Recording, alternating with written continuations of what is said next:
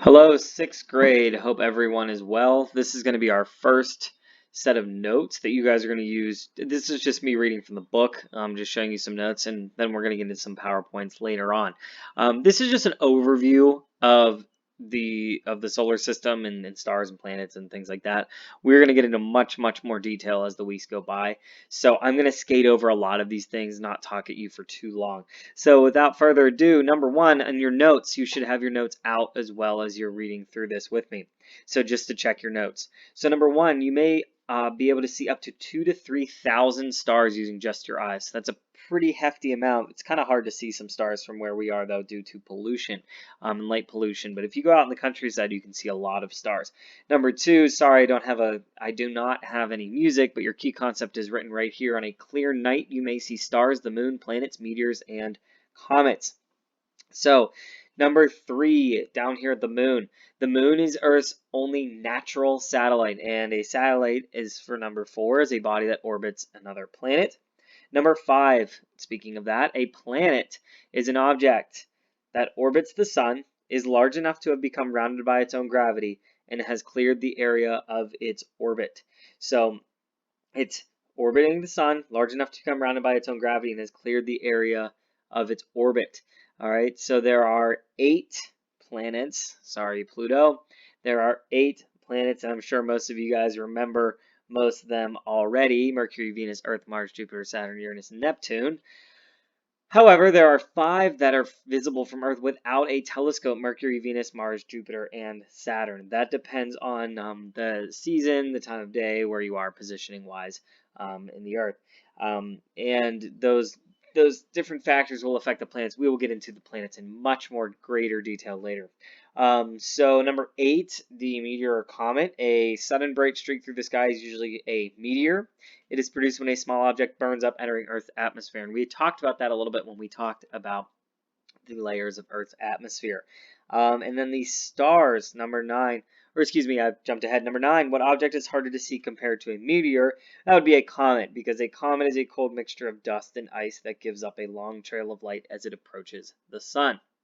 Then you have a star, which is a giant ball. Now, this is where I kind of get a little picky with the book. It says it's a ball of hot gas.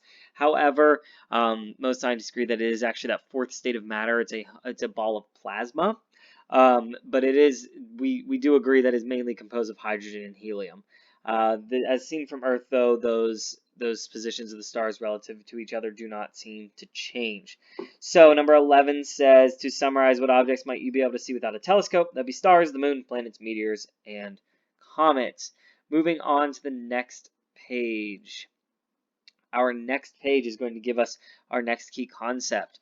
So key concept, once again, sorry, there is no music. So it's a constellation is a pattern or group of stars that people imagine to represent a figure, animal, or object. That's right here. I think this... Oh, Constellations. look at that. For thousands of years, humans have seen patterns in groups of stars and given names to them. How cool. All right, so yeah, if you go online, you can actually have the textbook read to you. I'm sure you can all set your laptops up at night and go to sleep listening to your textbook. Maybe you'll memorize it when you wake up. Number 13, different cultures have identified different constellations. Our culture has 88 of them. So hundreds and thousands of years ago, and you can see down here, okay, cultures use these stars as maps. Very good. I'm sure you were just ready to say that.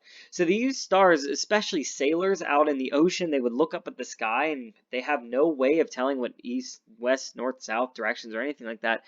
You can look up at the sky and you know where certain stars are in the sky based on the time of the year as well as their position. And it helps you to figure out your relative position on the Earth, which is why constellations really became a thing. They also were a big thing with storytelling.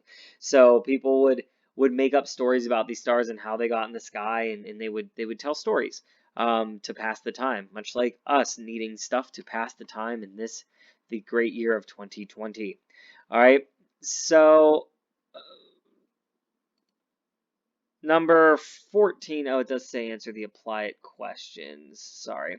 So number 14, so this would be Cygnus the swan. That would be up here. All right, so that would be Cygnus. This would be Ursa Major.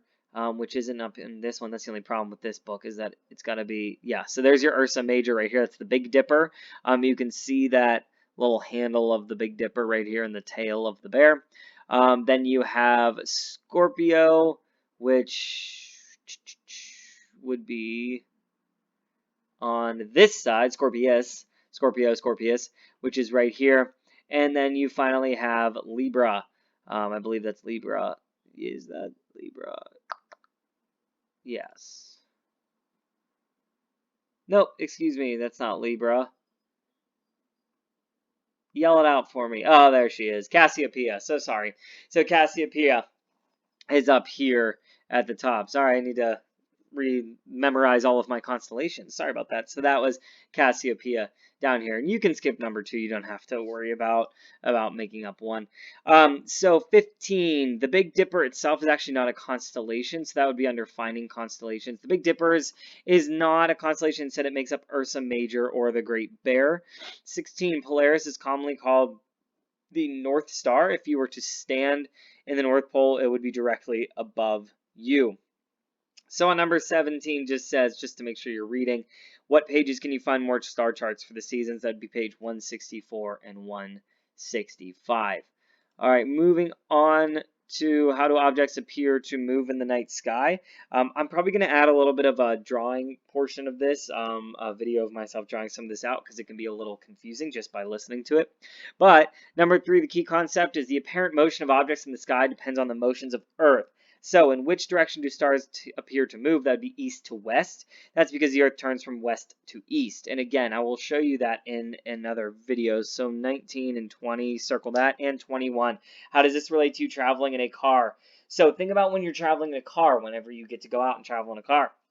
As you move by an object, it appears to move backwards. It is not moving backwards unless it is an object physically moving. But if you have to pass a building, say a stationary object, you're going to be driving past that. It's not going to be moving backwards. It's just going to appear to be moving backwards. So 22, we all know that Earth orbits around the sun. Very good. Yeah, you thought I cut out there. I was just waiting for you to say something. So the sun, this causes seasonal changes to the Earth.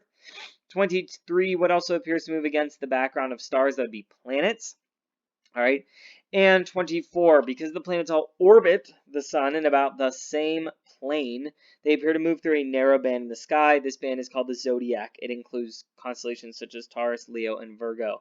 Don't worry, we're going to talk way more about Earth's movement throughout space later on as the days go by. This is just to get your base notes. All right, so for 25, 26, and 27, I'm going to mash that into another video. So stay tuned for that coming up shortly. I will post that soon because I want to draw that out so you guys can see what I'm talking about there. All right, so just another kind of like perspective shifting. You see down here in this picture the motion of the restaurant. They're moving this way in the restaurant, and objects appear to be moving the opposite way. So once again, stay tuned for these tracking. Here's your zodiac. Here's your band that you kind of see because Earth stays in that same trajectory. Just kind of stay tuned as we move on. Again, I just don't want to get too far ahead. It's also been almost 8 minutes of this video. I don't want to take up too much more of your time. I will talk to you guys later. See ya.